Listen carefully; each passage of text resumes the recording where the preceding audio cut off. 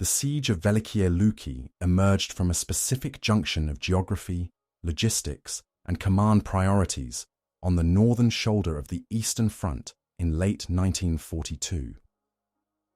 The town stood on the Lovat River, where multiple rail lines crossed. The Moscow-Riga trunk and feeders toward Nevel, Novosokolniki, and Vitebsk. Since summer 1941, occupation authorities and Wehrmacht engineers had restored these lines to sustain the boundary between Army Group North and Army Group Center.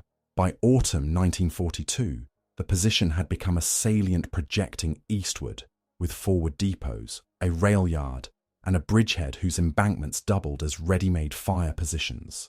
The local terrain, floodplain meanders, cutbanks, and low marsh, channeled movement along causeways and the railway prism, fixing operational value to a relatively small urban area. Strategically, German High Command sought to stabilize the front after the summer campaigns around Rzhev and Vyazma and the attrition that followed. Army Group Center guarded the Vitebsk-Smolensk axis and its lateral links to the north. Though Stalingrad and the Caucasus dominated planning at Oberkommando de Heeres, the northern corridor still carried ammunition, fuel, and rations to formations screening the approaches to Pskov and Leningrad. Velikiye Luki, therefore, functioned not as a prestige strongpoint, but as a logistical hinge where trains and road convoys could be rerouted during thaw or snowfall. German field reports in the sector repeatedly noted the need to hold junctions, bridges, and roadheads even at the expense of linear depth, because the rail net had limited redundancy. For the Red Army, the Kalinin Front, reconstituted after heavy losses in earlier 1942 operations, mapped its winter objectives onto that same rail geometry. Stavka directives emphasized cutting the north-south links, feeding Army Group North, and prying open the seam with Army Group Center. The choice of targets reflected available force structure. Shock armies with attached artillery groups and sapper brigades designed to penetrate fortified belts and then isolate nodes rather than roll a continuous front. In this approach, Velikiye Luki and nearby Novosokolniki Nevel formed paired objectives, where success at one could complicate reinforcement at the other. The urban fabric of Velikiye Luki, brick workshops, the station district, and a pre-war fortress mound, offered defensible blocks but also bled German manpower if surrounded, fitting Kalinin Front's method of creating small encirclements to force a drawdown of enemy reserves. Operationally, both sides entered winter 1942 with diminished infantry strengths and constrained transport. German divisions in the sector had battalions well below their nominal establishments. Replacement drafts often arrived without full heavy weapons or motor vehicles. Fuel priorities favored distant theaters, stretching local stockpiles. Soviet rifle divisions had grown in paper strength during the autumn, but battalion-level training remained uneven, and radio nets were thin at regimental echelons. In both camps, artillery and engineers carried disproportionate weight in planning for any urban fight. Where the Germans retained prepared firing points along rail and road embankments, the Red Army concentrated dedicated mortar regiments and assault sappers to breach them. Intelligence estimates converged on the same conclusion from opposite directions. The salient supply demanded a fixed timetable of trains and road convoys that could be predicted and interdicted. Soviet reconnaissance drew on partisan groups operating west and south of the town, who reported train counts and guard routines along the Lovat bridges. Air photo reconnaissance mapped flak positions around the station and fuel dumps beyond the river. German intelligence, in turn, judged that Kalinin Front's accumulation of artillery and bridging gear indicated an intent to sever the rail rather than push a broad offensive. Reports warned that deep frost would permit off-road movement by sled and tracked vehicles across areas impassable in autumn, increasing the likelihood of envelopments aimed at the junction's approaches. Civilian conditions under occupation formed a further context. Pre-war population had fallen due to evacuation, forced labor, and flight. Those remaining were mobilized for earthworks, snow clearance, and repairs along the trackbed. Food distribution relied on ration cards tied to work details. Housing near the station had been adapted for billets and medical posts. As winter set in, both armies anticipated that any fighting inside the town would impose immediate burdens on civilians. Sheltering zones would be limited, and line of sight along the railway would expose movement to direct fire. Local administrations documented shortages of fuel and textiles, which, for planners, implied that non-combatant evacuation would be difficult once operations began. Doctrine framed expectations. German defensive instructions in late 1942 stressed retention of communication centres through perimeter defence, strongpoint clusters, and counterattack by mobile reserves from outside the pocket if encircled. The concept assumed that relief columns could operate along remaining rail or road spurs with available armour and assault guns. Red Army urban assault procedures, refined since the winter of 1941 to 1942, called for cutting a town into sectors, isolating the station and bridges, and using short-range artillery to suppress strongpoints while sappers blasted passages through walls to avoid street exposure. Both sides prepared for limited air support, weather-reduced sortie rates, but liaison flights and short bombing runs against rail targets remained in the plan. At the higher political level, timing mattered. In November 1942, Soviet leadership had authorized major operations on several axes, including the encirclement at Stalingrad.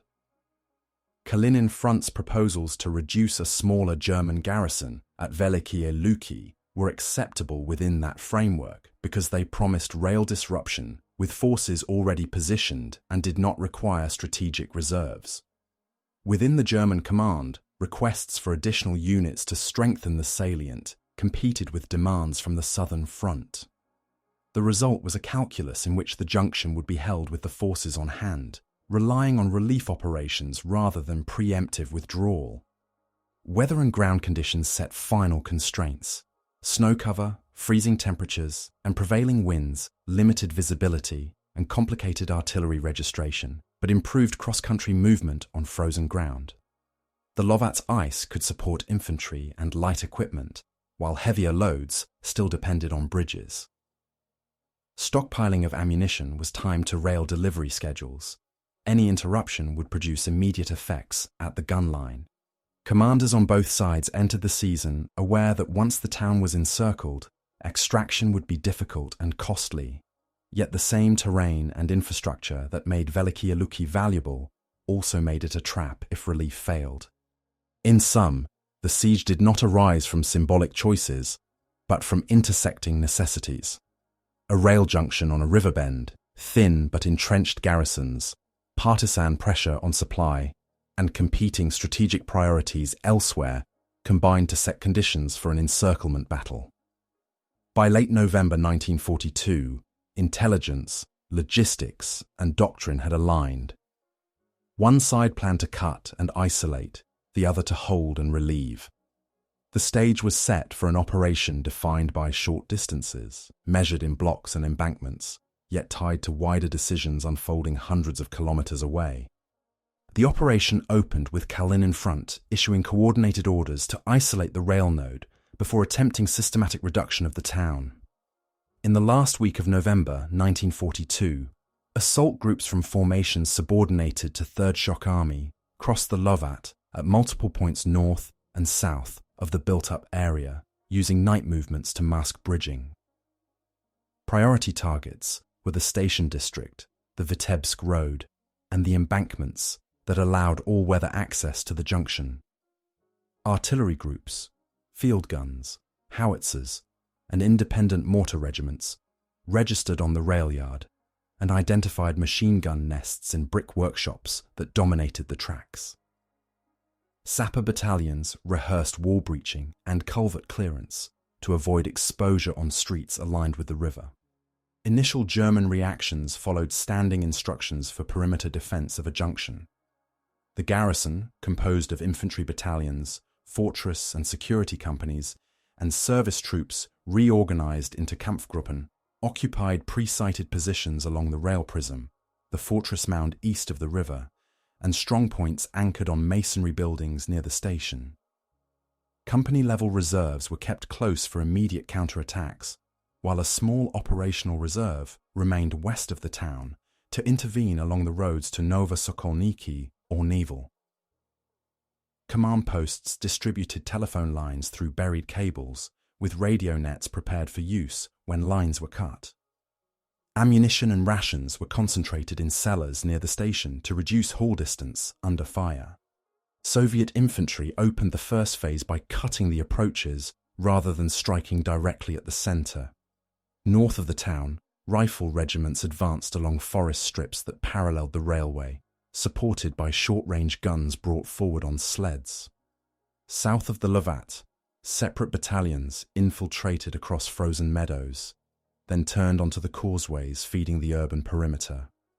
Within 48 hours, forward detachments severed the track east and west of the yard, forcing German traffic to rely on road convoys. Cavalry and ski detachments widened these cuts to prevent quick repairs, while anti-tank guns were in place to deny daylight movement along the embankments.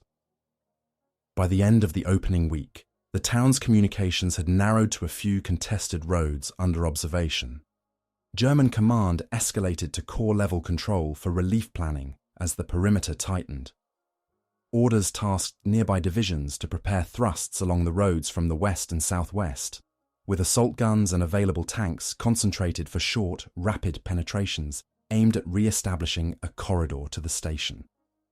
The relief concept assumed that the garrison could hold the eastern and southern sectors while mobile groups punched in from outside to escort supply columns.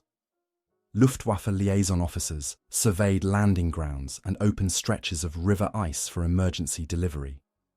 Air supply was authorized but constrained by weather and limited transport aircraft, so loads were prioritized for ammunition, medical supplies, and radio batteries. Inside the town, the garrison redistributed manpower to align with the Soviet method of attack. Machine gun teams occupied upper floors with fields of fire along straight streets. Mortars were registered on intersections and footbridge sites. Sappers mined approaches to the station and prepared demolitions on key buildings, should withdrawal within the perimeter become necessary. Medical stations moved into basements with improvised heating. Civilian workers were assigned to snow clearance and rubble management to keep lanes open for runners and handcarts. Ration scales were adjusted to stretch stocks pending relief, with strict accounting for ammunition at platoon level. Kalinin Front reinforced success by committing additional rifle brigades and artillery to the outer ring rather than immediately storming the center. The aim was to create dual belts, an inner encirclement close to the urban edge and an outer screen facing the likely axes of German relief. Artillery headquarters redistributed tubes to ensure each belt had counter-battery coverage and direct-fire assets for strong points. Forward observers established vantage points in church towers and water towers on the outskirts, then rotated teams as structures drew counterfire. Air reconnaissance, when weather allowed, confirmed that repair parties had been driven off the western cuts to the railway. Command relationships solidified as the opening phase closed. At the front level, a designated army headquarters took responsibility for the reduction of the pocket, while neighbouring formations covered the flanks against relief. Traffic discipline on the Soviet side prioritised ammunition and engineer stores moving up the rail from the rear, with horse-drawn columns assigned to last-mile delivery when roads became congested. Radio nets expanded to include liaison with partisan groups west of the Lovat, who provided train counts on secondary lines and reported the assembly of German columns for relief attempts. These reports, cross-checked with air photos, guided artillery interdiction of road junctions beyond the town. Short counterattacks punctuated the first 10 days.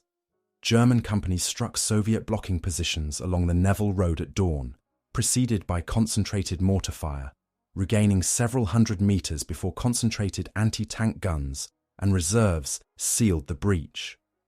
South of the river, a similar thrust reached the outskirts of factory blocks before being contained by sappers who collapsed walls to form new interior firing lines. These actions demonstrated that the garrison retained the ability to reorder the perimeter locally, but they also consumed ammunition at rates that exceeded air delivery capacity in poor weather. By early December, the geometry of the battle was set. The town formed a compact pocket screened by Soviet belts, with the garrison defending in depth from rail embankments and masonry cores.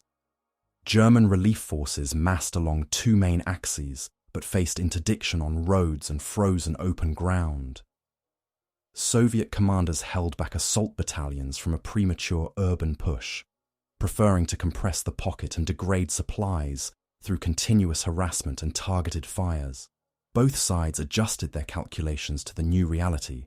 If relief did not break through within days, the town would shift from a defended junction to an isolated strongpoint.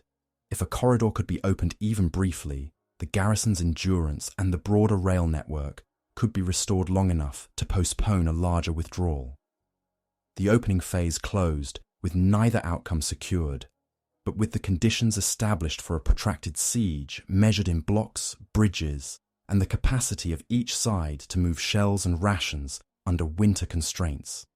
As December advanced, Kalinin front shifted from encirclement to systematic compression of the pocket.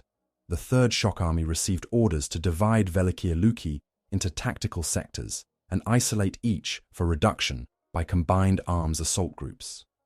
These formations, typically a reinforced rifle battalion with attached sappers, flamethrowers, and direct fire artillery, were tasked to move block by block, clearing upper stories and cellars before advancing to the next street.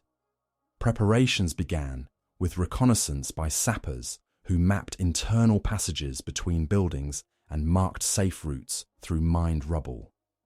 Artillery planners drew firing tables for short-range howitzers to destroy strong points without flattening entire quarters, preserving walls for cover.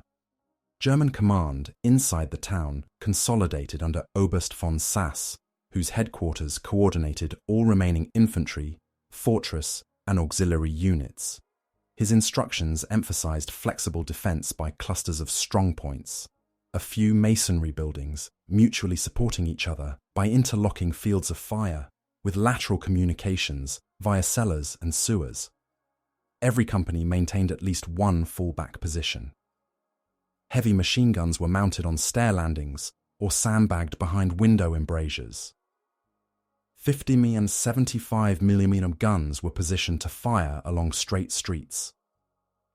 The defensive plan treated each block as a miniature fortress capable of independent resistance should neighboring positions fall. Soviet artillery preparation commenced on December 8th. For several hours, 76mm guns, mortars, and Katyusha batteries saturated the inner defensive belt, focusing on the station, the fortress mound, and the road junctions leading west. Observers noted secondary explosions from ammunition dumps and fuel stores, confirming hits on key supply points. Immediately afterward, infantry detachments advanced under snow cover, cutting wire entanglements and dragging light guns forward by hand. Within the first day of assaults, Soviet troops seized outer residential districts on the eastern bank, forcing German defenders to contract around the station and fortress sectors. Despite losses, defenders executed controlled withdrawals, demolishing bridges over frozen canals and laying mines in vacated houses. The air dimension remained constrained by weather. Low clouds and snow squalls grounded most sorties, but both sides used brief clear intervals for decisive missions. German transport aircraft dropped ammunition canisters guided by ground flares. Several missed the perimeter and fell into Soviet hands. Soviet Il-2s strafed the town's western approaches, disrupting columns preparing for relief, though their effectiveness declined as visibility dropped. Photographic reconnaissance, however, proved crucial. Daily flights mapped new trench lines and provided coordinates for artillery correction. Relief operations began on 9 December. A Kampfgruppe from the 8th Panzer Division, supported by elements of 20th Motorized and assault guns, advanced from the west along the Novosokolniki Road. The frozen terrain favoured tracked vehicles but exposed them to artillery fire from concealed positions. Soviet forces, anticipating the direction of attack, had mined the road verges and emplaced 45mm anti-tank guns in defilade. After several days of skirmishes and counterfire, the relief column reached within 10 kilometers of the pocket before being halted by prepared obstacles and heavy losses to artillery. Communication between the garrison and relief units depended on intermittent radio contact, often broken by jamming or equipment failure. The besieged troops transmitted coded reports of dwindling supplies and casualties, urging renewed attacks before exhaustion forced surrender. Inside Velikiye Luki, conditions deteriorated rapidly. Temperatures fell below -25 degrees Celsius, freezing water sources and complicating medical care. Makeshift stoves smoked in basements where wounded and civilians crowded together. Ammunition was rationed to a few magazines per man, and food stores, mainly flour and preserved meat, diminished as resupply ceased. German reports indicated more than 1,000 wounded by mid-December, with limited surgical capacity. Soviet intercepts confirmed these estimates, noting reduced defensive fire during night raids, a sign of ammunition scarcity. Yet morale among defenders, according to prisoner interrogations, remained anchored in belief that relief columns would arrive before Christmas. For Soviet units, the siege imposed its own strain. Frostbite and exhaustion multiplied as infantry rotated through unheated ruins. Supply echelons struggled to deliver shells and rations over mined and shelled roads.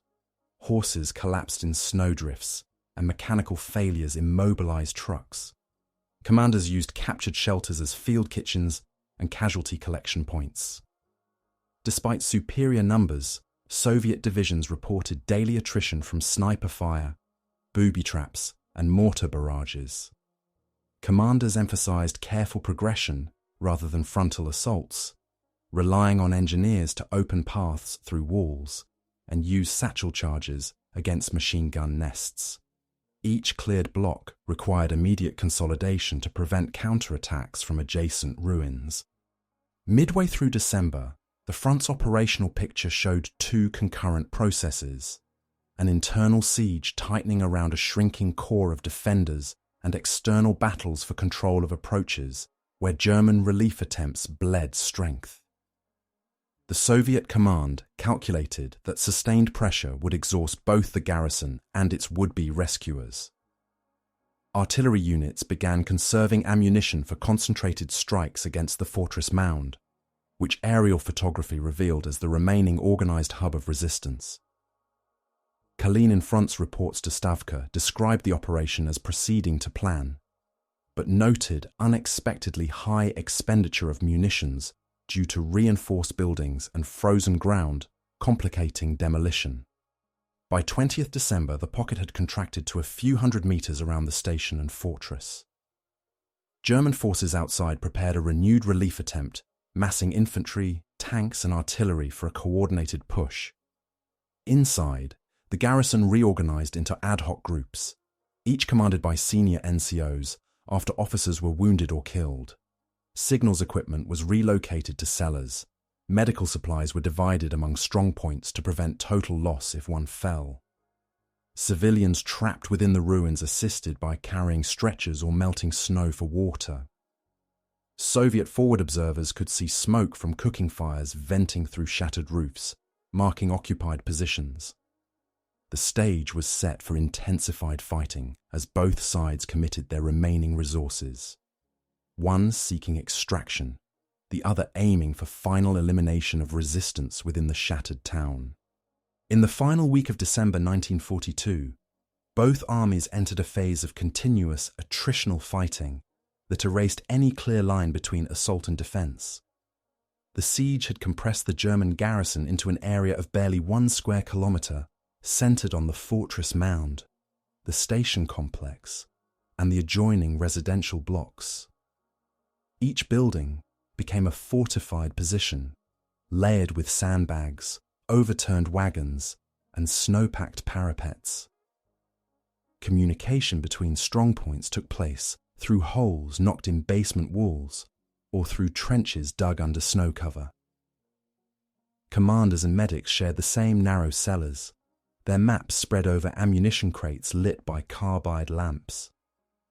The sounds of engines, once constant from shunting trains and transport trucks, had long faded. Only artillery echoed now, short rhythmic bursts from Soviet guns probing the ruins for signs of life. Soviet assault units reorganized to match the scale of resistance. Battalion commanders now operated with company-sized assault groups, each integrating riflemen, machine gunners, engineers, and a few 76mm guns pushed up for direct fire. Tanks were nearly useless in the narrow, debris-choked streets. Those few that reached the edge of the town were used as stationary firing platforms. Sappers advanced ahead of infantry with explosive charges, breaching walls to create lateral paths between houses. They avoided the open streets, where German defenders had pre-sighted mortars and anti-tank guns to cover every intersection. Firefights often occurred at ranges of 10 or 15 meters, fought through holes in walls or stairwells, with grenades rolling down corridors as the only form of indirect fire. German communications by radio continued sporadically with the relief forces assembled west of the town. The commander, von Sass, transmitted coded messages urging immediate action, reporting that ammunition and medical supplies were nearly exhausted. His last confirmed signal on December 23rd described the garrison's status: approximately 4,000 men still able to fight, several hundred wounded unable to move, and food for less than a week. He emphasized the need for simultaneous pressure from outside, as internal reserves were gone. The German High Command approved Operation Totila, a renewed relief attempt with armour and infantry thrusts from both the southwest and northwest. But coordination was hampered by deep snow and Soviet interdiction along the roads. Kalinin Front's leadership, anticipating the renewed relief effort, deployed additional rifle divisions and anti-tank brigades along the projected axes of German advance. Heavy artillery was shifted to counter the concentration of enemy armour, and anti-tank rifle battalions were distributed in depth. Aerial reconnaissance detected vehicle movements and fuel dumps being established west of the Lovat, confirming imminent action. To preempt the breakout, Soviet units tightened the siege ring, constructing minefields and log barriers while artillery shortened its range to within the town limits. Supply routes to the outer belt were reinforced with sled convoys operating at night, guided by kerosene lanterns covered with rags to dim the light. The relief offensive began on December 27th under conditions of low visibility and freezing fog. German units advanced cautiously along the Novosokolniki road, supported by artillery barrages intended to suppress Soviet batteries. Initially, the lead panzer detachment broke through forward outposts and gained several kilometers, but counterfire from concealed positions halted the movement by afternoon. Soviet reports indicate that entire companies of infantry were pinned in open snowfields, unable to dig shelter in frozen ground.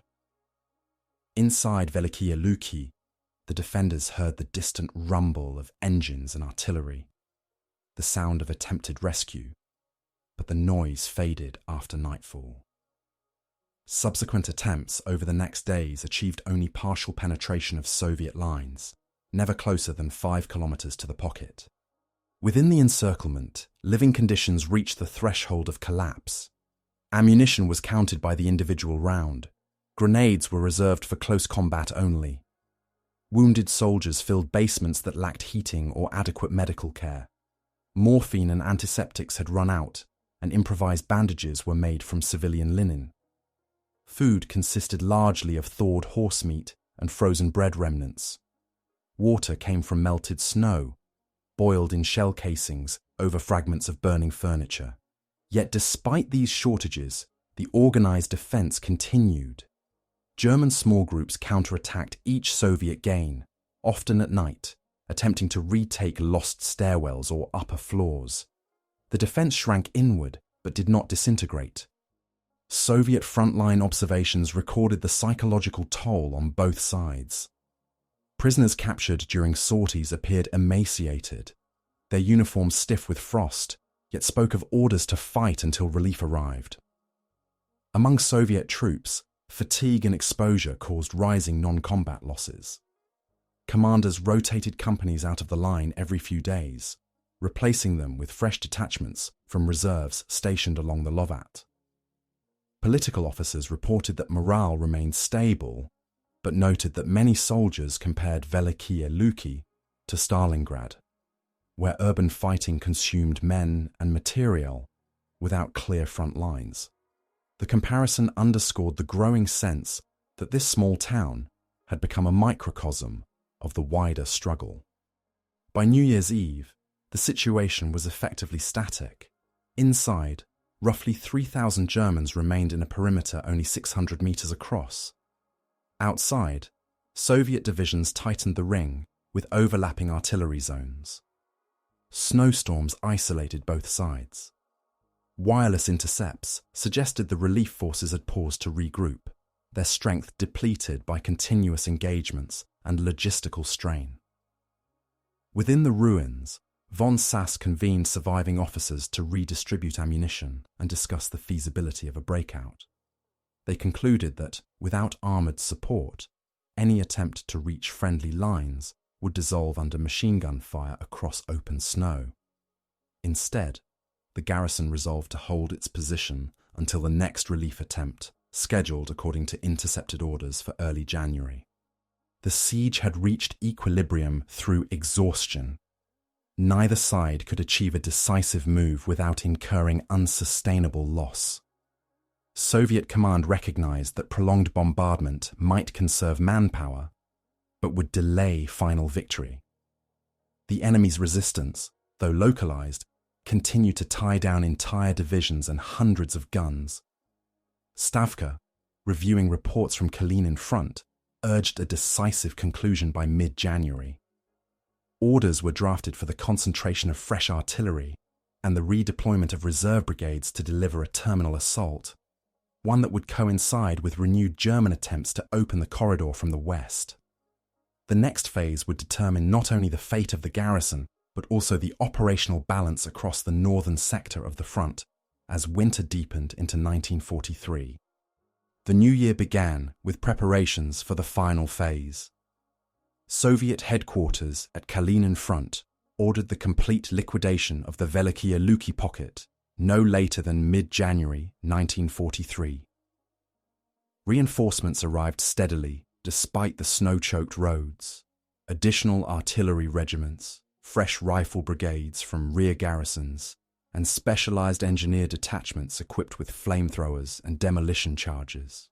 Commanders established a strict schedule of rotation to keep assault battalions supplied with rest and ammunition. More than 1,200 guns and mortars were concentrated around the town, an unprecedented density for an operation of such limited geographic scope. Ammunition depots were camouflaged in nearby woods, and forward observation posts were relocated to church towers and factory roofs overlooking the fortress mound. Within the encirclement, Oberst von Sass's garrison was reduced to approximately 2,500 men still able to fight, drawn from remnants of the 83rd Infantry Division, fortress battalions, and local auxiliary units. Commanders recorded that medical supplies were exhausted and frostbite had crippled nearly one-third of the survivors. Ammunition stock stood at less than 10 rounds per rifleman and fewer than 50 shells per artillery piece. Despite this, the German command continued to issue situation reports, transmitted by hand-cranked radios powered with scavenged batteries. The last reliable communication with Army Group Center occurred around 3rd of January, when von Sass confirmed that Soviet pressure was increasing and requested immediate relief support. Outside the town, German forces attempted one final rescue operation. The relief group, commanded by General von der Chevalerie, assembled near Novosokolniki with elements of 8th Panzer Division, 3rd Mountain Division, and supporting artillery. Weather was severe. Daytime temperatures below -30°C and heavy drifting snow reduced visibility to a few hundred meters. Nevertheless, on January 4th, the relief offensive began along the railway embankment toward the western outskirts of Velikiye Luki. The terrain favored defense, flat, open ground with limited cover, and Soviet forward units had established successive belts of anti-tank guns, mines, and infantry trenches. The leading German battalions advanced several kilometers, but stalled under concentrated artillery fire and counterattacks by Soviet rifle divisions. By 7th of January, the offensive had lost momentum, and the initiative reverted to the defenders of the siege ring. Soviet artillery now began a methodical bombardment of the town itself. Regiments fired pre-calculated salvos on a 15-minute rotation, shifting targets across the central square, the fortress mound, and the rail station. Observation balloons and ground spotters relayed adjustments, while supply teams worked in freezing winds to keep shells flowing from depots to gun lines.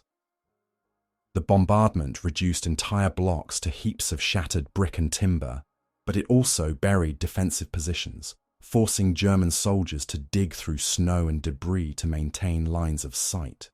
Fires spread uncontrollably as stored fuel and munitions detonated. Survivors later described the interior of the pocket as a continuous landscape of smoke, ice, and collapsing walls, illuminated at night by the flashes of incoming shells. Assaults resumed immediately after each artillery pause.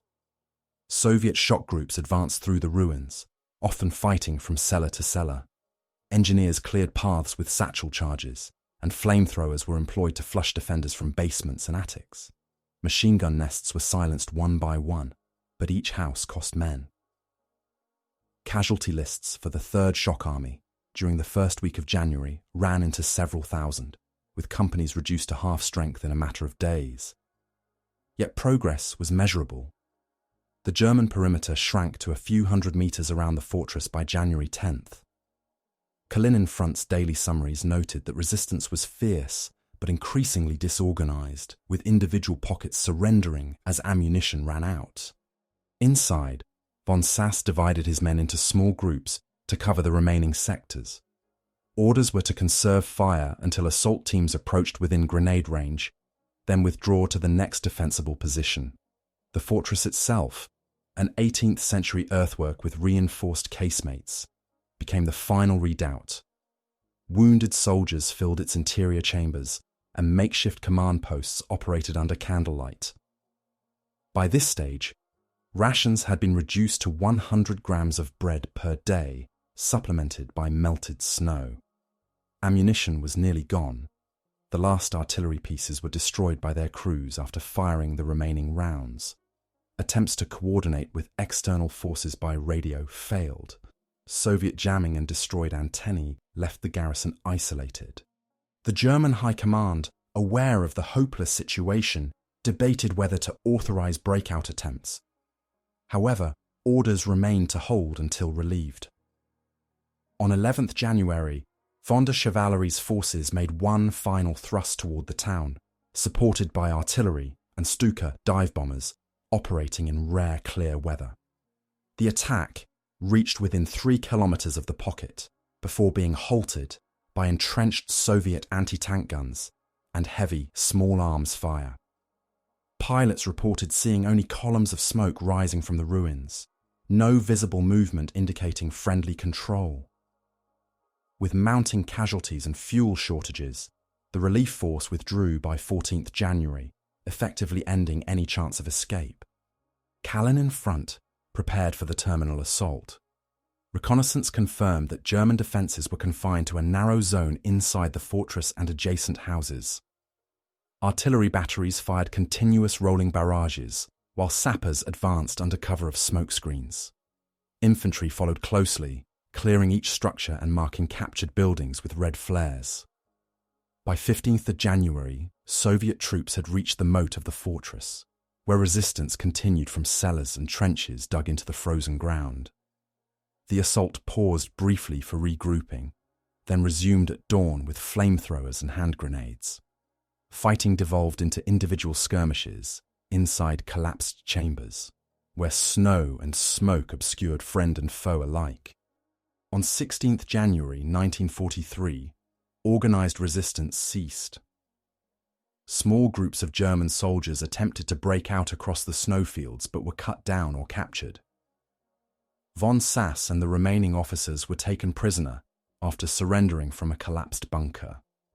Soviet units raised red flags over the ruins of the fortress and the railway station the same day. Official reports recorded approximately 7,000 Germans killed or captured and more than 31,000 Soviet casualties during the entire operation, including wounded and missing. Velikiye Luki, once a modest junction town, had become an expanse of scorched rubble, a battlefield compressed into a few square kilometers that consumed entire divisions and mirrored on a smaller scale the ordeal unfolding simultaneously at Stalingrad. The fall of Velikiye Luki did not end the fighting in the region. It simply marked a transition from concentrated urban combat to a series of desperate peripheral actions. After the fortress fell on the 16th of January, Soviet forces continued to sweep the surrounding countryside, clearing remnants of German units that had been cut off during the siege. Small groups of soldiers, often numbering fewer than a dozen, attempted to reach friendly lines through forests and snowfields, guided only by compass bearings and the sound of distant artillery. Soviet patrols intercepted many of these groups within days. Prisoner interrogations confirmed that organized command had collapsed by 14th of January, with surviving officers issuing only fragmentary instructions to attempt escape when ammunition was gone. The immediate aftermath inside the town revealed the physical scale of destruction. Reconnaissance teams sent in by Kalinin Front described streets blocked by overturned locomotives, frozen corpses entombed in snow, and collapsed structures where entire companies had been buried by shell fire. The station district was unrecognizable. Rail cars lay twisted and blackened. The fortress mound had been reduced to an irregular crater field. Soviet engineers spent several days clearing mines and unexploded shells before recovery operations could begin. They reported finding hundreds of dead in tunnels and basements, many frozen in place at their firing positions. The casualty ratio was striking.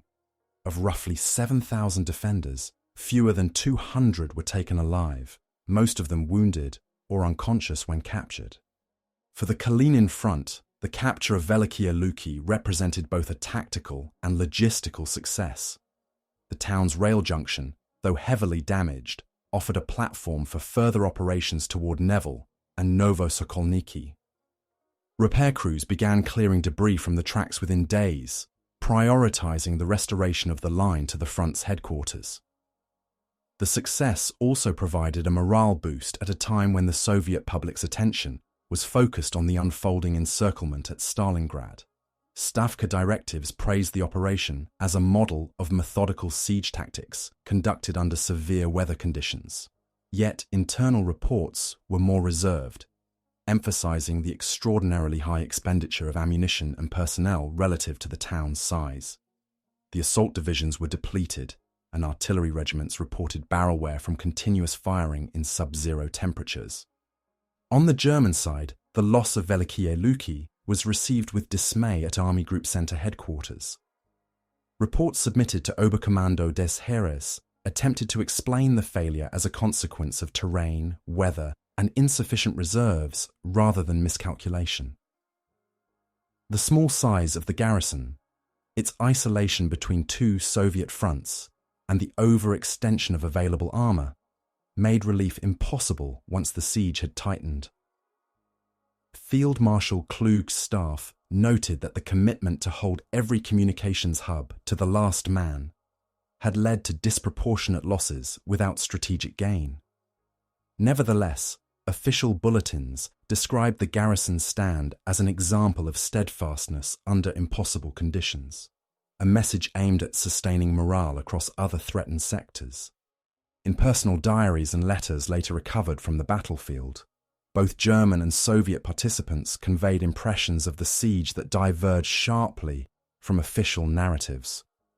German soldiers wrote of endless bombardments, cold so intense that rifles froze to their gloves, and the sense of isolation as radio contact faded. Soviet soldiers, in turn, described the exhaustion of fighting through ruins and the eerie quiet after each assault, when only wind and distant gunfire broke the silence. The urban terrain, cellar corridors, stairwells, and narrow alleys became synonymous with claustrophobic combat, where visibility was measured in meters.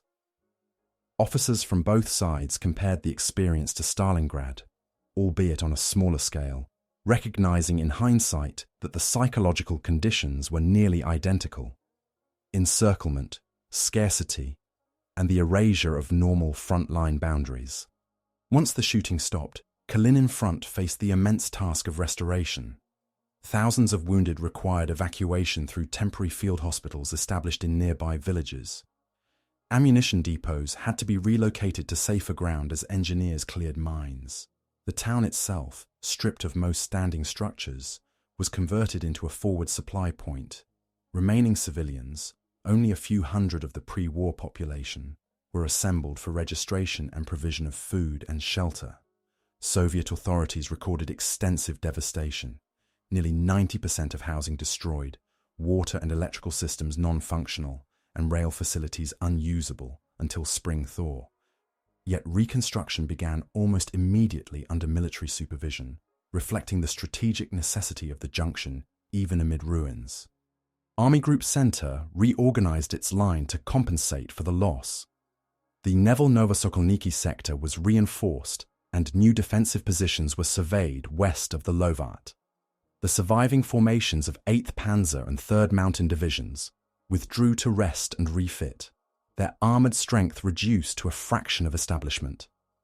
The 83rd Infantry Division, effectively annihilated at Velikiye Luki, was struck from the rolls in February 1943.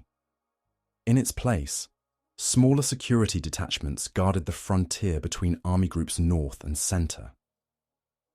German engineers assessed that rebuilding the destroyed rail connections would require months, during which the supply situation for northern sectors would remain precarious. In Soviet planning documents, Velikiye Luki became a test case for siege operations in confined urban terrain. Reports compiled by 3rd Shock Army detailed the coordination between artillery, engineers and infantry, noting the importance of isolating strongpoints before committing to frontal assaults. Commanders emphasized the role of communication trenches and wall-breaching tactics, innovations that would later inform operations at Orsha, Vitebsk and Königsberg. The experience also demonstrated the logistical burden of such engagements. The consumption of ammunition in Velikiye Luki equaled that of much larger offensives, prompting recommendations to refine fire control and resupply systems. Propaganda on both sides shaped the immediate interpretation of the battle. Soviet newspapers described it as the Northern Stalingrad, a symbol of German collapse and Soviet perseverance. The comparison served morale purposes, but also reinforced the idea of total victory through encirclement. German media, constrained by censorship, minimized coverage, referring obliquely to a temporary setback in the Velikiye Luki sector. Letters to families of fallen soldiers cited heroic resistance against overwhelming forces, omitting mention of the garrison's destruction. Within the Wehrmacht, the battle became a cautionary tale among staff officers about the danger of static defense without adequate mobile support. By late January 1943, the snow-covered ruins of Velikiye Luki had fallen silent. Occasional artillery exchanges still echoed along the Lovat as Soviet units pursued retreating German columns westward. Yet within the frozen rubble, the echoes of the siege lingered. For those who survived, civilians, engineers, medics, and infantry alike, the town symbolized both endurance and futility. The miniature Stalingrad on the northern front had consumed thousands of lives, drawn significant resources, and demonstrated once more the human and material cost of holding or taking a point on the map whose value lay less in its size than in its position on a rail line that winter could not conceal. By February 1943, the battlefield around Velikiye Luki had transformed into a frozen monument to the realities of total war.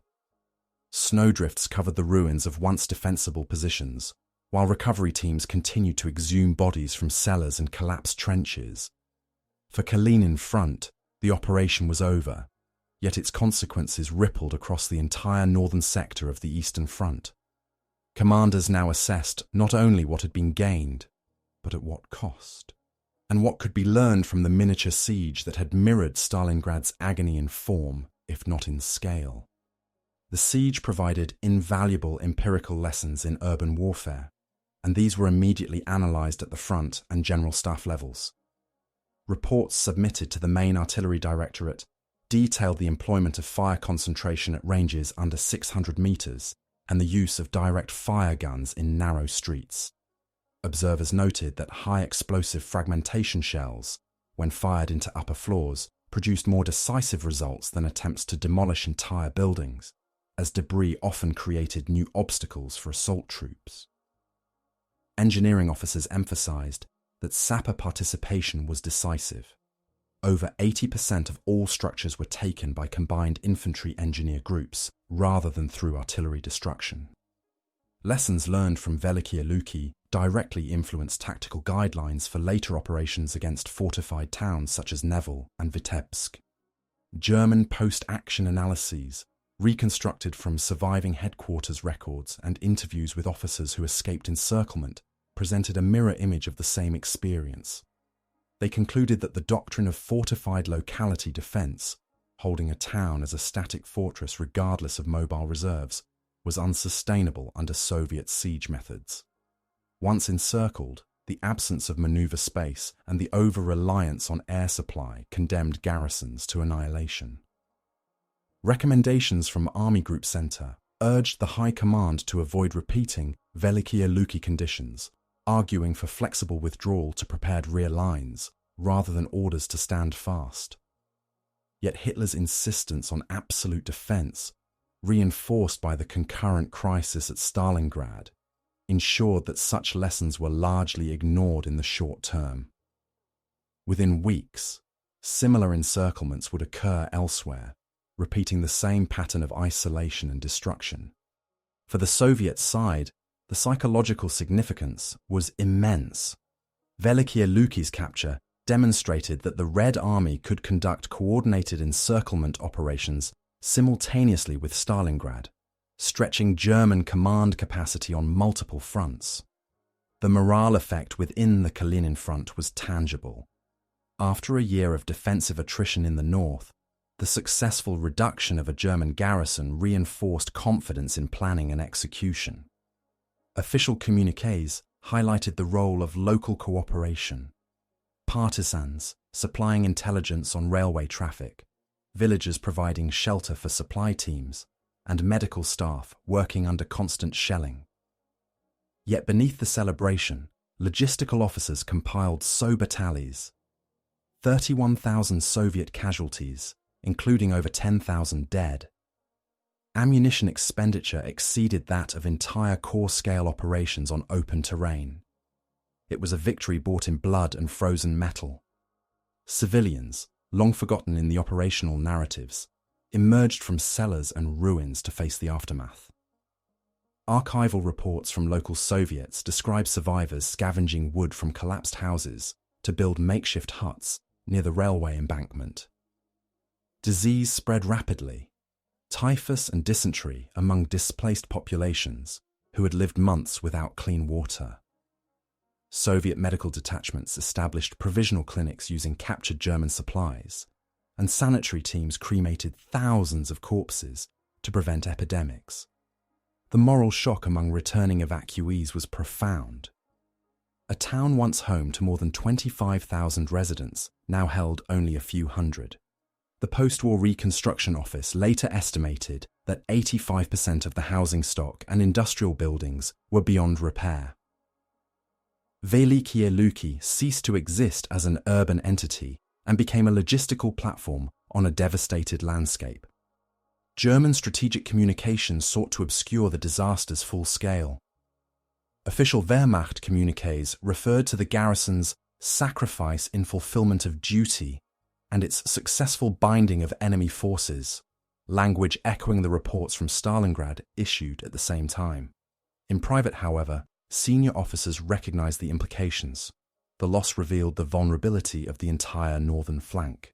Supply routes between Army Group Center and North now depended on fewer rail lines, exposed to constant Soviet interdiction. The Velikiye Luki salient had been a pivot. Its destruction forced a reorganization of the front that weakened cohesion along a 300-kilometer stretch. German rail engineers, reviewing the maps, described the post-battle network as a broken comb, functional but permanently fragile. Meanwhile, Soviet logisticians faced their own dilemmas. The victory had cost enormous resources, and reconstitution of frontline divisions was slow. Replacements arrived from the Urals and Volga regions, but lacked winter equipment, while the surviving veterans of Velikiye Luki were scattered among newly formed rifle corps preparing for the spring campaigns. Kalinin Front Command reports from February to March noted shortages of artillery shells and spare parts. Many guns used in the siege were worn out, their barrels cracked from overuse. Fuel scarcity limited pursuit operations westward. Thus, while the tactical outcome was indisputable, operational momentum dissipated before it could be exploited for deeper penetration into German-held territory. Memory of the battle began to diverge almost immediately between those who fought it and those who chronicled it.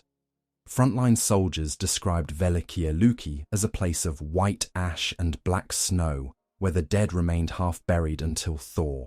For propagandists, however, it became a narrative of redemption, proof that Soviet arms had learned to overcome German fortifications with precision and persistence. German survivors, interrogated later as prisoners of war, depicted a sense of fatalism, no expectation of rescue after early January, only a desire to preserve discipline until the inevitable end. Their testimonies circulated in intelligence summaries used to anticipate German reactions in future encirclements. Both sides, in their own way, turned the siege into an object of study, stripping it of human detail to extract tactical and psychological patterns. By spring 1943, the snow had begun to melt, revealing twisted rail tracks and the remnants of armoured vehicles half submerged in mud. New construction crews arrived under NKPS supervision to restore the rail junction, this time under Soviet control. The line reopened in late April, carrying freight for upcoming offensives toward Nevel and Vitebsk. A small memorial plaque, erected by soldiers of 3rd Shock Army, marked the site of the fortress mound, describing the battle as the northern echo of Stalingrad. The phrase would persist in Soviet military literature for decades, encapsulating how a minor town, lost amid the vast geography of the Eastern Front, had momentarily embodied the same brutal arithmetic of attrition and encirclement that defined the entire war. The turning point at Velikiye Luki emerged not from a single assault, but from a sequence of decisions and constraints that converged between 27th December 1942 and 5 January 1943. On the German side, the choice to maintain the town as a fortified locality, even after the rail severances east and west, committed approximately 7,000 men to a position that could no longer be supplied at scale. On the Soviet side, Kalinin Front concentrated over 1,000 guns and mortars into overlapping belts, assigning outer screens to interdict relief, while inner groups prepared for systematic reduction. When the last significant relief effort by elements from 8th Panzer Division and attached units lost momentum short of the Lovak crossings, the operational logic inverted. Instead of a junction to be rescued, the town became a fixed point to absorb enemy resources. This shift defined the remainder of the siege. At higher headquarters, competing priorities hardened the outcome. Army Group Center faced requests for armor in at least 3 sectors, including Smolensk approaches and the Urzhev salient. Allocating additional battalions to the Novosokolniki axis would have required thinning other lines already under pressure. The Luftwaffe could offer intermittent supply drops, but winter weather reduced payloads and accuracy. By contrast, Kalinin front could draw on rifle brigades and artillery from depth, accepting high ammunition expenditure to accelerate compression of the pocket. Quantitatively, this asymmetry showed in daily reports. Soviet batteries maintained a firing rhythm measured in thousands of rounds per day, whereas German garrison returns listed rifle and mortar ammunition in tens per man as January began. Intelligence shaped the decisive allocation. Soviet liaison with partisan detachments west of the town produced train counts and road movement logs, indicating that German throughput toward the relief zone had fallen below the level required for sustained offensive action. Air reconnaissance, when brief clear skies allowed, photographed stalled columns and repair crews working on cratered roads. Conversely, German intercepts recorded increased Red Army radio traffic around artillery headquarters and sapper battalions, a sign that the besiegers were synchronizing breaches and fires, rather than preparing to abandon the siege due to attrition. Each side thus read the other's constraints accurately. Only one had the reserves to exploit them. Inside the pocket, command cohesion survived, but shrank to cellar networks and company clusters. Von Sass's reports, sent in brief windows when radios could power up, emphasized that effective rifle strength had fallen below 3,500 by January 1st, with several hundred wounded immobile. Grenades were rationed, and heavy weapons crews were cannibalized for infantry duties. The garrison still executed local counterattacks, but these recaptured only single houses or stairwells and consumed irreplaceable munitions. When the relief thrust of early January stalled at distances between 3 and 10 kilometers from the town, expectations of a corridor narrowed to hours, then to none. The garrison's role shifted from holding a junction to delaying Soviet redeployment. But delay without supply produced neither breakout nor relief. For Kalinin front, the turning point took the form of a planning choice made after the December relief attempts, to avoid a premature storming of the fortress and instead build dual encirclement belts with independent logistics. The inner belt rotated assault companies at a rate that kept a stable ratio of fresh to exhausted units. The outer belt layered anti-tank guns, mines, and artillery observers along the two likely relief axes. This structure reduced friction between the two missions, reduction and interdiction, that often competed for ammunition and reserves. It also permitted batteries to fire rolling barrages across the town's core, while keeping counter-battery fire ready for panzers appearing on the horizon. The practical result was to decouple the timetable of the siege from the timetable of German relief. Weather reinforced the decision matrix. Temperatures below -25 degrees Celsius hindered German road repair and limited armoured manoeuvre off the embankments, while the same frost allowed Soviet sled trains to deliver shells directly to forward dumps. The frozen Lovat supported infantry and light guns, enabling flanking fires on strongpoints that in autumn would have been protected by water and mud. Air operations marginally favoured neither side, but the reduction in sorties hurt the defenders more, because every missed transport flight translated into fewer cartridges inside the pocket rather than fewer shells outside it. Civilian presence within the pocket also affected momentum. The remaining population, reduced to a few hundred, occupied the same cellars as garrison wounded, complicating movement and sanitation. For the besiegers, this meant an obligation to search and clear structures methodically to avoid civilian casualties and to extract usable shelter for their own rotations.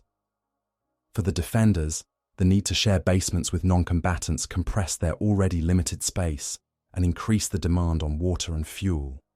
These conditions did not determine the outcome, but they contributed to the cumulative pressure that made continuous resistance difficult once ammunition fell below minimal defensive thresholds. Comparatively, the turning point at Velikiye Luki resembled processes underway at Stalingrad, but at different scales and with different force ratios. In both cases, encircled German formations depended on relief thrusts constrained by distance, weather, and Soviet interdiction. In both, Soviet commands chose to hold relief at arm's length while compressing the pocket with concentrated artillery and sappers. The numbers were not analogous. Stalingrad trapped over 200,000 men, Velikiye Luki about 7,000. But the decision logic was. Where Stalingrad's relief attempts advanced dozens of kilometers before failing, Velikiye Luki's reached only single-digit distances, reflecting the denser Soviet artillery network in forested terrain and the shorter operational depth available to German mobile reserves in the north. Doctrine evolved in real time around this pivot. German staff notes after the failed January thrust argued that towns designated as fortified localities required pre-positioned mobile groups within 10 to 15 kilometers to counter encirclement at inception, not after investment. Without such groups, the town's perimeter became a sink for infantry and ammunition. Soviet memoranda, drafted in the same window, concluded that fortress-type defenses could be reduced most efficiently by isolating station districts and bridgeheads first, then using direct fire guns against upper stories to prevent defenders from shifting along attic and roof lines. Both sets of conclusions arose directly from the moment when relief no longer seemed achievable, yet resistance persisted, demanding refined methods rather than improvisation. Resource accounting completed the shift. By 5th January, Kalinin Front calculated that the ammunition already committed could not be recovered, except by concluding the siege quickly. Prolongation would degrade artillery tubes and sapper stocks needed for planned winter operations toward Neville. This produced a deadline that synchronized with the German recognition that fuel for further relief thrusts was insufficient without stripping neighboring sectors. The intersection of these independent constraints, one offensive, one defensive, created a narrow window in which a decisive Soviet push was both feasible and necessary, while a decisive German rescue was neither. The immediate indicators of the turning point were subtle. A reduction in German night counterattacks, fewer flares over the station, longer gaps between radio transmissions, and the appearance of white flags at isolated houses when ammunition emptied. The external signs were clearer. Stalled panzer columns photographed in snow, artillery barrages that no longer shifted to counter new relief attempts, and Soviet supply sleds moving on predictable schedules, confident that interdiction would be minimal. Taken together, these signals mark the passage from a siege contested by two active plans, hold and relieve versus encircle and reduce, to a siege governed by one. Once that balance tipped, the remaining timeline to the 16th of January was less a series of battles than an administrative completion of tasks. Block, breach, clear, and record. When the last gunfire faded over Velikiye Luki, the physical end of the siege gave way to a prolonged process of collapse, retreat, and reckoning. The German High Command formally acknowledged the loss on January 17, 1943, describing it in dispatches as a local engagement under difficult winter conditions. In reality, the destruction of the garrison reverberated far beyond the battlefield. For Army Group Centre, the fall of the junction ruptured the lateral connections that had sustained its northern flank since 1941. Supply trains now had to detour hundreds of kilometres through inferior branch lines, increasing strain on already overstretched logistics.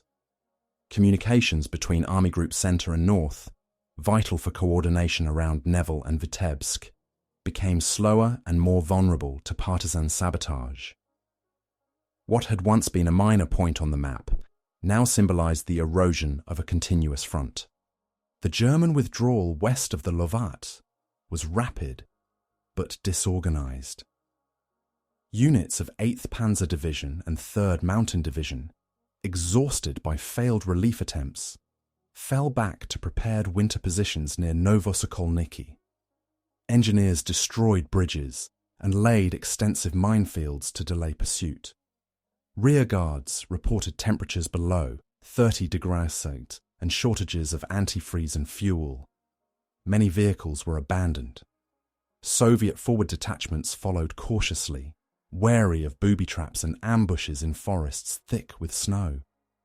By the end of January, Kalinin Front controlled a belt extending 40 kilometers west of the town, effectively eliminating the salient that had projected into Soviet lines for over a year. German reports estimated losses from all causes, killed, wounded, missing and frostbite, at more than 12,000 during the relief efforts alone.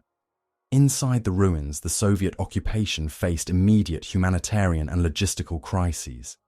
The battlefield was a wasteland of corpses, destroyed equipment, and unexploded ordnance. Recovery teams operated for weeks, often under threat of secondary explosions from buried ammunition. Civil authorities recorded fewer than 400 civilians alive within the town limits. Many of them were elderly, women, and children who had survived in basements through the entire siege. Medical detachments of 3rd Shock Army established field hospitals in surviving brick structures, while engineers used captured German fuel stocks to power generators for lighting. Burial teams dug mass graves in the frozen ground, marking them with temporary wooden crosses until spring.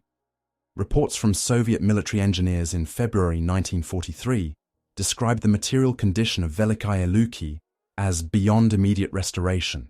Out of roughly 1,500 pre-war buildings, fewer than 100 were intact, and most of those were roofless. Rail facilities were destroyed to the foundations. The Lovat bridges, critical to logistics, required complete reconstruction. Yet repair crews from the NKPS began work within days, clearing snow from the rail approaches and salvaging undamaged sections of track. The first trains reached the outskirts of the town by mid-February, carrying building materials and fuel. The priority was not habitation, but utility, transforming the site into a supply depot for continued operations westward. The German prisoners captured during the final days of the siege, fewer than 200 men, were interrogated and transferred to camps in the interior. Their testimonies provided a detailed chronology of the collapse, the breakdown of command, the last radio signals, and the desperate attempts to break out through Soviet lines. Several accounts described von Sass's decision to surrender only after confirming that all ammunition was expended. He and a handful of surviving officers were transported to Moscow for questioning. Their statements confirmed the structure of the German defense and the timing of failed relief operations, information later used in Soviet operational analyses. The fate of the rank-and-file prisoners was harsh. Most were ill with frostbite and malnutrition, and many died en route to rear hospitals. For the Soviet side, the immediate post-siege period brought its own set of challenges. Entire divisions of the 3rd Shock Army were under strength and required refitting before any new offensive. Command reports indicated an urgent need for replacements, winter clothing, and artillery repair. Medical services documented more than 15,000 frostbite cases, many requiring amputation. Yet morale was comparatively high. Soldiers who had endured the siege viewed their victory as proof that the Red Army had achieved parity in both planning and execution against German forces. Letters and front newspapers referred to Velikiye Luki as a northern Stalingrad, a phrase that entered official dispatches and public announcements by late January. Strategically, the recapture of the town altered the balance in the northwestern sector. Soviet planners now held a foothold from which to threaten the communications between the German 16th and 9th armies. The Kalinin Front could project future operations toward Nevel and Vitebsk without contending with a fortified enemy salient. Simultaneously, the victory freed several artillery and engineer regiments for transfer to other fronts, most notably to support upcoming actions in the Smolensk direction. Stavka's correspondence with front commanders underscored this dual outcome: local success with operational implications. While the bulk of the Red Army's prestige centered on Stalingrad, Velikiye Luki was quietly incorporated into the broader narrative of the winter counteroffensives that signaled Germany's strategic decline on the Eastern Front. The human dimension remained less visible in official reports, but persisted in letters and memoirs. Soviet soldiers wrote of comrades buried in snow-covered rubble, of the smell of cordite and burning oil that lingered for weeks, and of civilians emerging from cellars blinded by light after months underground. German correspondences retrieved from the field, some still frozen in mailbags, revealed exhaustion and fatalism, references to the graveyard of the North, to nights when the sky turned white from flares and snow dust, and to the hope of relief that never came. Both sets of writings conveyed the same sense of enclosure and inevitability, the recognition that small towns could become death traps when strategy demanded symbolic defense or absolute victory. By March 1943, as spring thaw began, the siege's physical traces started to vanish beneath melting snow. Trenches filled with water, minefields shifted, and frozen corpses surfaced along the riverbanks. Soviet engineers dynamited unstable ruins to clear space for reconstruction, while local committees registered returning evacuees. Yet even as trains resumed movement along repaired tracks, the air of finality hung heavy. The battlefield had consumed 38,000 combined casualties in less than 2 months. Its strategic gain, control of a railway junction, was tangible but secondary to the transformation in military thought it provoked. For the Red Army, Velikiye Luki validated the doctrine of systematic encirclement through coordinated artillery and engineering power. For the Wehrmacht, it was another warning ignored, that static defense without mobility would invite destruction. The withdrawal of German forces from the sector closed the military chapter of the siege, but not its consequences. The town's ruins remained under military jurisdiction until summer. Reconstruction committees from the People's Commissariat for Building and the Kalinin Regional Executive Committee arrived to begin surveying damage and clearing wreckage.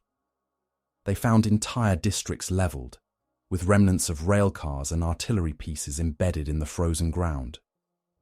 Local archives burned, municipal records lost, and factories dismantled for scrap. What survived was not a city, but a scar, evidence that industrial warfare, even at the scale of a provincial junction, could erase an entire community in pursuit of a single tactical objective. In the months and years that followed, the Battle of Velikiye Luki faded from the public eye, eclipsed by larger victories and disasters that defined the Eastern Front. Yet among soldiers, engineers, and commanders who fought there, it endured as a condensed symbol of the new character of modern war, a conflict where logistics, endurance, and attrition mattered more than maneuver or spectacle. The siege's legacy took root not in commemorative triumph, but in the quiet study of its lessons: how encirclement operated in constrained terrain, how supply dictated survival, and how command structures adapted under absolute isolation. Within the Soviet Union, official historiography soon integrated Velikiye Luki into the broader narrative of the winter of 1942 to 1943. In reports and monographs prepared for the General Staff Academy, the operation appeared as a model of coordination between arms at divisional and corps level. Charts and diagrams illustrated the correlation between artillery density, infantry rotation, and relief interdiction. The town's recapture demonstrated to Soviet planners that smaller-scale sieges could achieve results similar to large encirclements when applied systematically. Its experience contributed directly to Doctrine revisions issued later in 1943. New manuals on storming fortified localities, optimized artillery targeting tables, and procedures for integrating engineer battalions into first echelon formations. By the time the Red Army fought at Nevel, Vitebsk, and Königsberg, the methods forged at Velikiye Luki had become institutional practice. For Germany, the battle's aftermath was a study in contradictions. On one hand, the valor of the garrison was lauded internally. Citations for bravery were issued posthumously, and the term Velikiye Luki appeared in propaganda alongside Demyansk and Cholm as examples of heroic resistance. On the other hand, operational reviews within the Wehrmacht acknowledged that such sacrifices yielded no strategic return. The doctrine of holding towns as feste Plätze, fortress positions to anchor the line, was strengthened politically but weakened intellectually. Officers who survived the northern sector privately questioned the wisdom of committing divisions to immobile defense without guaranteed relief forces. Their doubts resurfaced a year later when similar encirclements recurred at Vitebsk, Bobruisk, and Minsk, validating the warnings drawn from the Velikiye Luki experience. The civilian memory of the siege evolved more slowly. After the front moved west, Reconstruction began under extraordinary conditions. The pre-war population of over 25,000 had fallen to a few hundred. Most survivors were women, the elderly, and children. Using salvaged materials from destroyed buildings, temporary barracks and workshops were erected along the rail line. The rebuilt station became the nucleus of a new settlement rather than a restoration of the old one. By 1944, limited train service resumed, supplying timber and bricks from the interior. In 1946, Velikiye Luki was formally designated a city of military glory, though its ruins extended for years beyond the rebuilt centre. Memorial plaques and modest obelisks marked mass graves, each inscribed simply with the dates of the siege. No grand monument appeared. Memory remained local, shaped by survivors and veterans who returned to reconstruct their lives amid the traces of battle. In Western military studies after the war, Velikiye Luki attracted only intermittent attention. For analysts focused on Stalingrad, Kursk, or Leningrad, it seemed too small to alter the war's trajectory. Yet its archival record offered rare insight into the mechanics of siege warfare under extreme winter conditions. American and British observers in the 1950s, examining captured German reports, noted that the engagement represented a microcosm of Eastern Front attrition, highlighting the limits of static defense against numerically superior but methodical assault forces. Soviet publications of the same era, while emphasizing heroism and sacrifice, preserved the operational data with unusual precision. Artillery consumption rates, casualty ratios, and coordination timelines, all of which later informed post-war military science. The individual stories that survived, letters from the garrison, diaries of Soviet sappers, recollections of civilians, revealed the human dimension absent from operational charts. One German medic described melting snow in helmets to clean wounds under candlelight until the air itself froze. A Soviet engineer wrote of clearing mines from staircases with bare hands because gloves made the fuses harder to feel. Their experiences converged in a single pattern: a battle stripped of grand strategy, reduced to endurance and governed by logistics and cold. The siege thus became, in retrospect, a human experiment in the limits of organized persistence. How long disciplined troops could sustain cohesion when command, warmth, and hope were all consumed. Over time, historians came to regard Velikiye Luki as a transitional episode. It bridged the early mobile phase of the Eastern Front with the mature phase of positional encirclement that characterized the war's final years. It demonstrated how the Red Army had learned to coordinate massed artillery and engineering forces, and how the Wehrmacht, already overstretched, could no longer offset such concentration with maneuver. The siege's duration, barely 2 months, contrasted sharply with its casualties: more than 38,000 combined killed, wounded, or captured. Its geographic insignificance belied its methodological importance. The refinement of siege techniques that would soon make German strongholds from Smolensk to Königsberg untenable. Today, the ruins of wartime Velikiye Luki exist mostly beneath post-war reconstruction. Streets rebuilt after 1945 follow altered alignments. Only fragments of the old fortress mound remain, overgrown and silent. A museum near the river preserves relics recovered from excavations, helmets fused by heat, ration tins, fragments of artillery shells, arranged not to glorify but to document. Visitors find photographs showing the town before and after the siege, a small, provincial rail junction transformed into a field of ash. The contrast captures the essence of its legacy. The siege of Velikiye Luki was not decisive in numbers or scale, but it condensed the total experience of the Eastern Front: encirclement, isolation, endurance, and annihilation, into one forgotten winter on the Lovat River, when a minor point on the map became a mirror of the entire war.